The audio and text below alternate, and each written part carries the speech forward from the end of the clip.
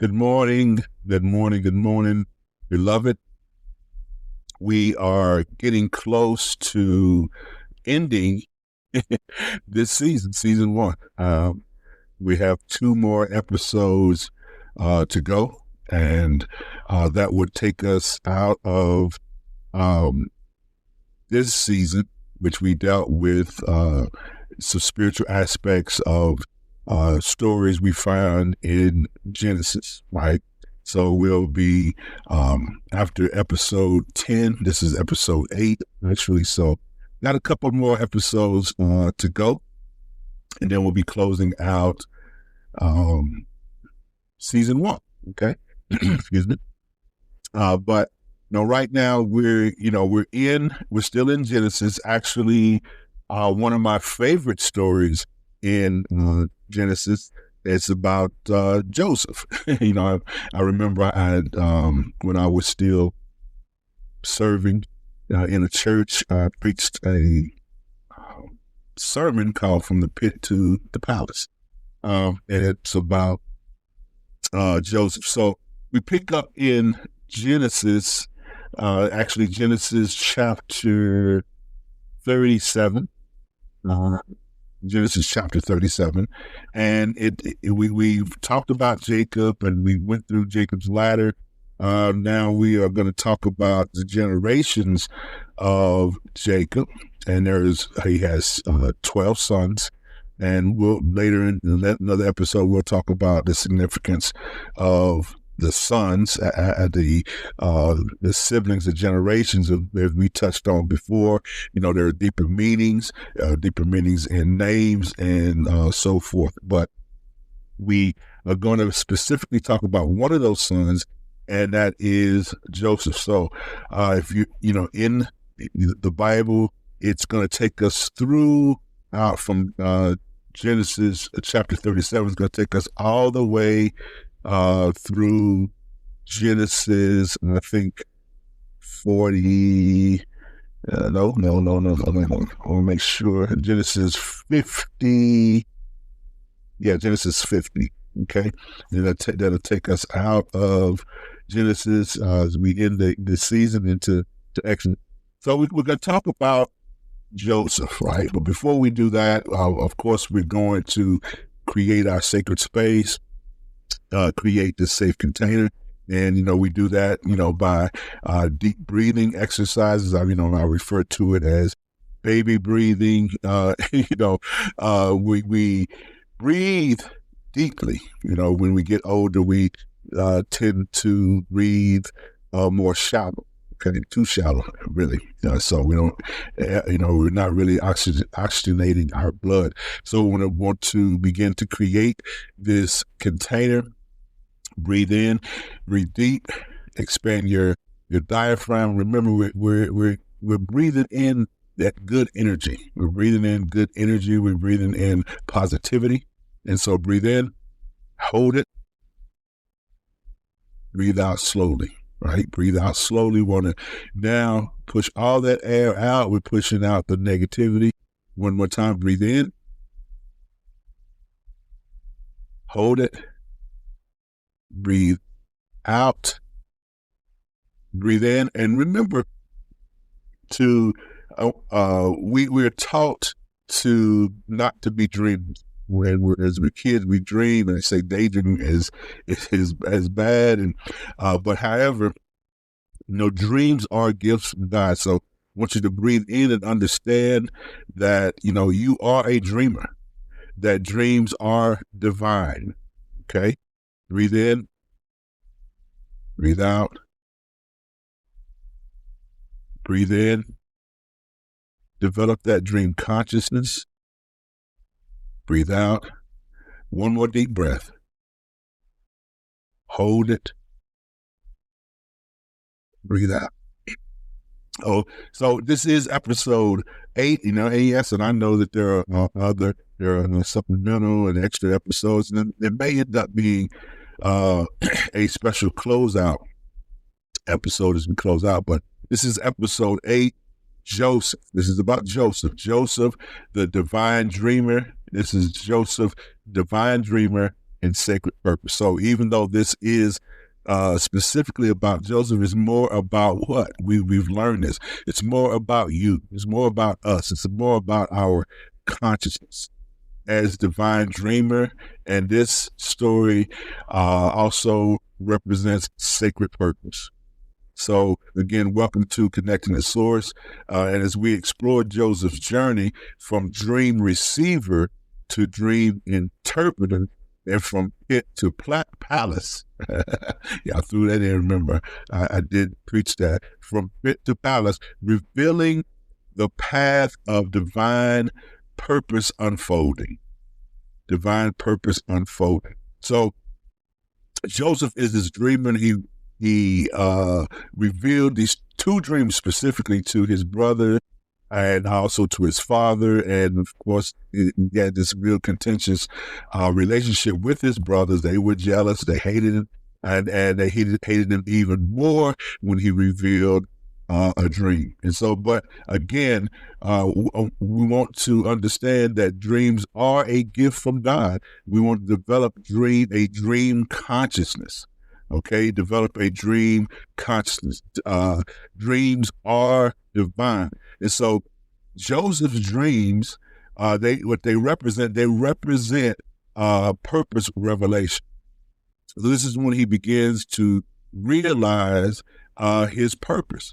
And so we all have a purpose. We all have a divine purpose. And when we activate, and move in that purpose, a lot of times people may not understand it, and people might become jealous and even become angry. But understand that this is what dreams represent, or these dreams that are in this story. They represent divine purpose and the revelation of purpose.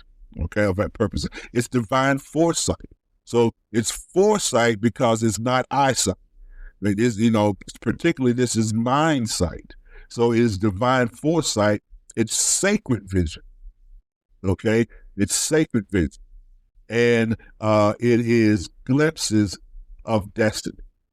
Glimpses of destiny. Okay? We experience glimpses all the time. A glimpse is when we're able to see, in different realms, begin to see, into eternity. Okay, have these glimpses. These dreams, what they reveal is our divine purpose awakening. Remember, everybody, we all have a divine purpose, and these dreams reveal that divine, or our divine purpose awakening. This is our sacred vision emerging. Sacred vision emerging. There are there's a scripture in the Bible talks about write the vision, make it plain. There is a sacred vision, okay, that we as seekers, that we as dreamers, we as conscious creators, we must recognize and then the word says write it down. We have to make it plain. And so this is these dreams are sacred vision emerging, and that's our future consciousness. We are now tapped into eternity, okay? And our dreams are a mechanism or a way to do that. So this is future consciousness. What dreams and their divine plan, right? It talks about, I've heard where someone say or whatever, I'm not sure, where I heard about, that God laughs. You want to make God laugh, tell him about your plans. But this is divine planning, okay? Divine planning. And so in these dreams, there are some symbolism of sheaves. And sheaves, because people were agrarian. They grew things. They understood about crops. Crops were important. These are sheaves, or these wheat stalks, and they're bound together. Okay, and then the other symbolism are the divine or the celestial bodies, the sun, the moon, and stars. Okay, but I want you to go back and begin to read and study. So what is this symbolism? What is this? How do we understand the symbolism? So the sheaves, right? They represent material provision, and we understand we will, see as we read through this that provision or that material provision is important because they will encounter a drought. Okay, they will, they will encounter a drought. So this is the sheaves are about material provision, and the they as we understand it. So the sheaves are material provision. The celestial bodies are universal order: sun, moon, stars. And then in the dream, the sheaves bow, and they, there's bowing of the sheaves and also bowing of the celestial bodies. And so the bowing, as we understand this, represents divine authority. And all of this is, again, part of our purpose recognition. So the symbols, right, the symbolism or the symbols, they speak. So the sheaves bowing represent purpose recognition. The sun, the moon, the stars, they speak to universal alignment and this divine timing, right? When all this is unveiled, this divine timing, when it all comes to fruition, is the perfect unfoldment. Okay, perfect unfoldment. Even though as we go through this and Joseph's journey, it doesn't seem perfect. He just says, from the pits of his brothers hate him. They sell him out. He's put into a pit. And then he, comes out of the pit and he's serving, and then in Potiphar's house, and then he's put into prison because he's falsely accused. He did all these different things. He's separated from his brothers and his father, specifically, and also his younger brother Benjamin. So it doesn't seem perfect, right? But this is, this is divine timing. All of this is divine timing. Okay. So we know, again, as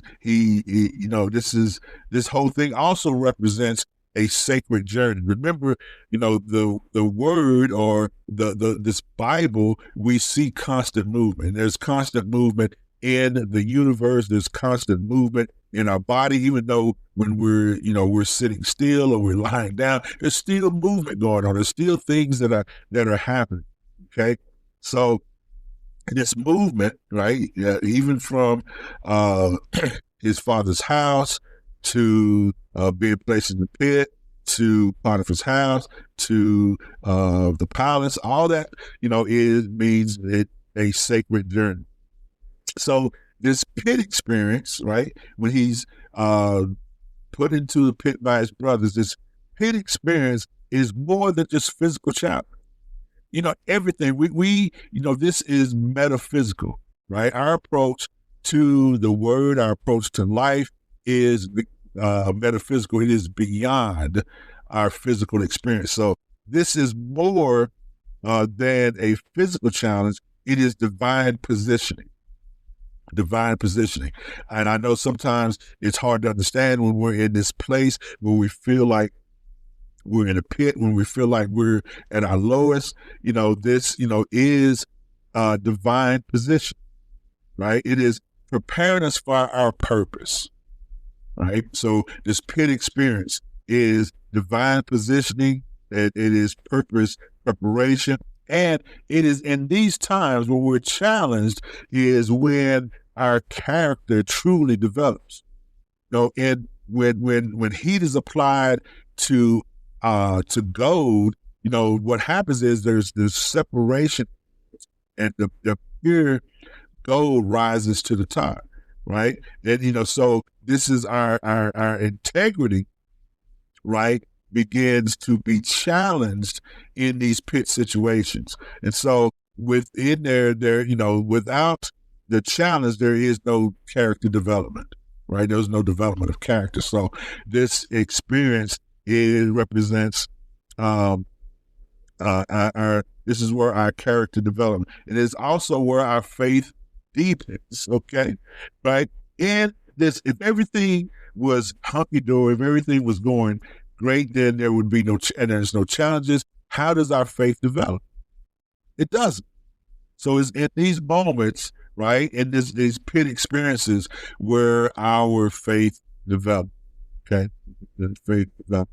So we talk about the pit, Potiphar's house, prison, the palace, and all these. It's alliteration, right? Pit, Potiphar, prison, palace, right? These are all stages, right? And these are not just these stages in Joseph's life, but these are spiritual stages, that we experience. Okay, so and each stage serves as vision testing. Test our vision, because see, our eyesight. If we depend totally on eyesight can be deceived. Okay, we know this. Our eyesight can be deceived, and so the vision is more spiritual. But this is our vision is being tested at each stage, right? From the pit, Potiphar, prison, palace. At every stage, our vision, right? Our spiritual vision is being tested, but it's also is how our trust building. We're building deeper trust at each stage. Okay, this is trust building. At each stage, we're building our trust. Our trust is getting strong.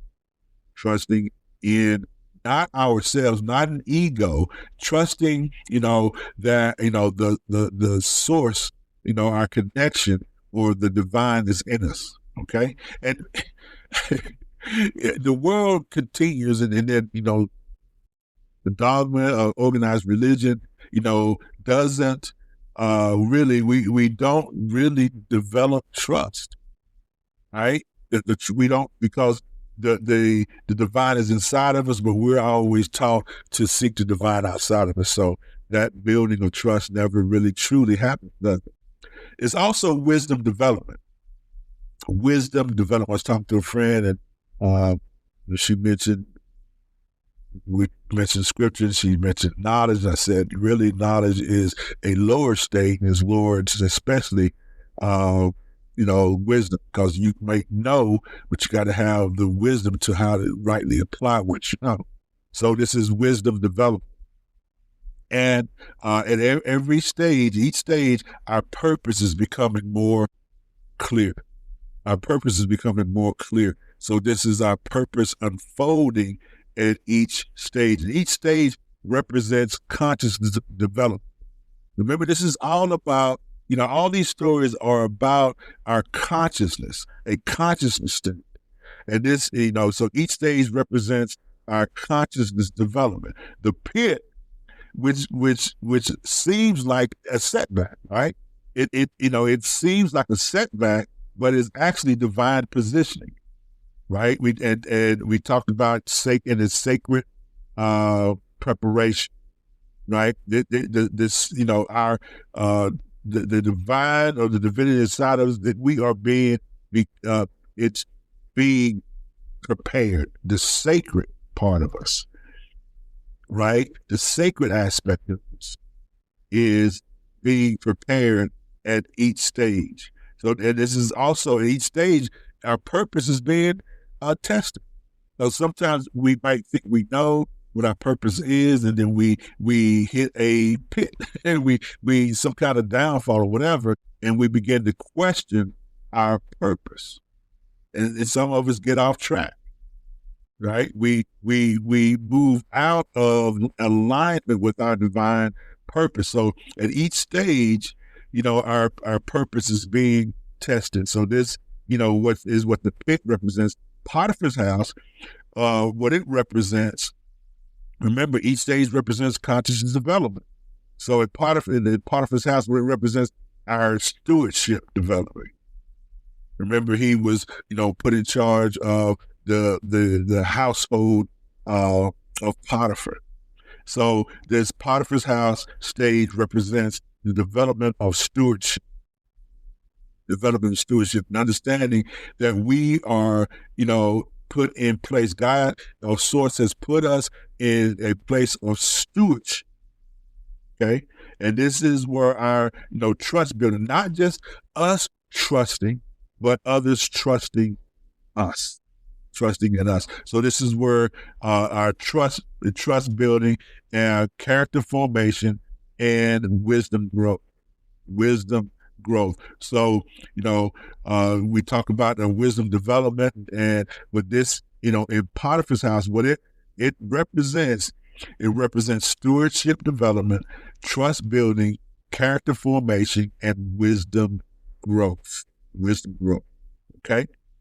And so then we have this this prison experience too. So this prison stage, what does the prison stage represent? The prison stage represents dream interpretation, right? Dream interpretation activation, right? So, this ability, Joseph had these dreams, but it wasn't until he was in the prison is when his interpretation, the ability, the God or the divine ability of dream interpretation was activated. Okay. So the prison experience made, it's like, okay, I've gone from bad to worse, right? Bad to good to worse. But there's really, there is a purpose, right, in this prison experience. And so it represents our activation of being able to interpret, these dreams or these glimpses. Okay. It is also about divine timing. Remember, or you may not know so much in your reading, that he meets a cup holder, meets a baker, and then, because of his experiences, his ability within the prison, it is actually a great time for him to be recommended to the Pharaoh. So it's about, divine timing. Okay. Purpose preparation and wisdom deepening. Our wisdom at this stage becomes deep. Okay. It becomes deep. So, as we talk about this in this prison stage, this prison stage, the interpretation of dream interpretation is being activated. So what is the dream interpretation represent? Okay. The dream interpretation represents sacred gift development. Dream interpretation represents divine wisdom access to divine wisdom. So again, wisdom is greater than knowledge. So we have a knowledge of the dream, but we don't have, the wisdom to interpret. So, the dream interpretation represents the access to divine wisdom, sacred understanding, higher consciousness, right? And it's, we're in our journey, as seekers, our journey as spiritual is about what? Moving, higher in consciousness. So, this and dream interpretation, also represents higher consciousness and purpose activation. And now he has this ability, but he also gets this opportunity to apply that wisdom, apply that ability, okay? By interpreting Pharaoh's dreams. So the application shows divine timing, because it gives him, at that point, begins to move from the prison, to the palace. So divine timing, the application shows divine timing, sacred service, and wisdom sharing. Okay, that's, put a pin in that. That's important. We have this wisdom, but the wisdom is not for us. Okay, we have this wisdom, we have access to this wisdom, but once we have access, right, it is for us to share. And purpose fulfillment.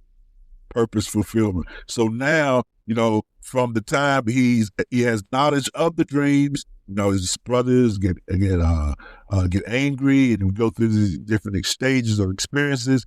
Now, the the application, right, of this wisdom, the application of this interpretation represents purpose fulfillment. Okay, purpose fulfillment. And so now we have this consciousness level, this palace consciousness, right? So we're moving to that. But I want to touch on something else when it talks about as we look at the dream interpretation with all that. So the as he's moving right from the dreams. Remember, he now has knowledge. He had knowledge of the dreams. He's able to interpret the dreams, but he's interpreting the dreams of Pharaoh. But this point also represents dream fulfillment. Okay, dream fulfillment.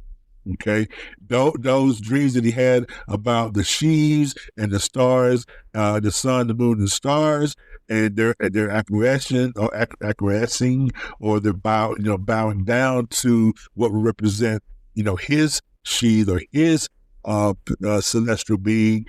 This part of moving to the palace represents dream fulfillment, right?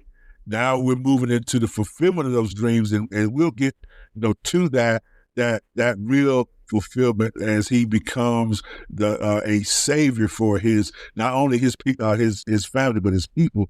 But this palace ascension, right, represents purpose manifestation, divine timing perfected, wisdom established, and sacred service begins. And as he ascends from the prison, he first was in the pit, now he's ascending to the palace. Okay, and so as he ascends to the palace, he's serving Pharaoh, so which means he's now in Egypt. He's now in Egypt. Okay, so he's now this Egypt administration represents divine provision, sacred stewardship, wisdom application, and purpose fulfillment. Okay, and purpose fulfillment. Okay, so now we move from the pit to the palace. We have this palace consciousness, and this movement, right, in consciousness to palace consciousness represents divine elevation. Okay, divine elevation. It is God, or it is source that truly elevates. Now, I know on jobs we may look to be promoted, and then we go through school, and we graduate, and we have all these earthly symbols or signs of elevation, but truly, right, it is God, it is source that elevates. So, this palace consciousness represents divine elevation, purpose manifestation, wisdom establishment, and sacred service. Okay, sacred service. The administration, right, aspect of serving in the palace consciousness represents divine stewardship, sacred provision, wisdom application, and purpose completion. Purpose completion. Okay, so as we look to move to close out, and we're going to be talking about as we close out this season and move into Exodus. We're still going to be dealing with Joseph and his interactions, and with his brothers and his serving in this palace country. But we never want to end without some practical application and how we integrate this sacred wisdom into our modern lives. Okay, so this the practical application is living in dream consciousness, a living dream consciousness. Again, we as we get older, we're told basically as children we are dreamers. That's why, really Yeshua says, hey, don't keep the children away from me. And in order to enter the kingdom or kingdom consciousness, you have to come like a child. You have to come like a dreamer, okay? You have to be, come as a dreamer. So we want to have and develop this living dream consciousness through daily practice. Daily practice, okay? And this daily practice, this modern, integration of this living dream consciousness, we want to develop it through vision recognition, trust development, purpose walking, and divine timing. And the daily practice includes morning dream reception. Morning dream reception. Okay. Not just maybe the dreams that we've had that night, but the dreams that we are developing, or the dreams that we, that aligns us with our purpose. Okay, so now not only that, so we want to have this morning dream, receive the dream, and then we want this midday purpose check. Are we in line with our purpose? And then and review in the evening. Review the wisdom that we've gained through, this dream consciousness. And then we want to prepare, for what's coming in the night as our consciousness gives way to our as our consciousness fully gives way to our subconscious. And then so this night we want to prepare for. Okay. So again, we want this dream reception is sacred listening, vision holding, trust development, purpose unfolding, and this is all in divine timing. All in divine timing. Okay, so that it is at the conclusion of this portion, or this this episode. And remember, when working with your dreams, we want to hold the vision, and we want to walk in our purpose daily. And then, remember that every step serves a purpose. Every step serves a purpose. Good experience through our experience. Every step serves a purpose. All experience prepares us. Right? Everything we experience prepares, okay? And this is divine timing. It is kairos, not chronos. This is divine timing, and the divine timing perfects us, okay? So, and this is our unfoldment of our purpose, okay? So, now as we close out, again, we begin to breathe in, breathe deeply, breathe in, hold it. Feel your divine purpose. Breathe out. Breathe in. Breathe out. Breathe in. Feel your divine purpose. Like Joseph, seeing beyond the now. Trusting sacred timing. Walking wisdom's. Let this consciousness be yours. With clear vision, divine trust, sacred purpose, perfect timing. And until we meet again, remember, your dreams are divine. Your purpose is your timing, right? Your purpose is sure. Your timing is perfect. You are always connecting and connected to source. Blessings.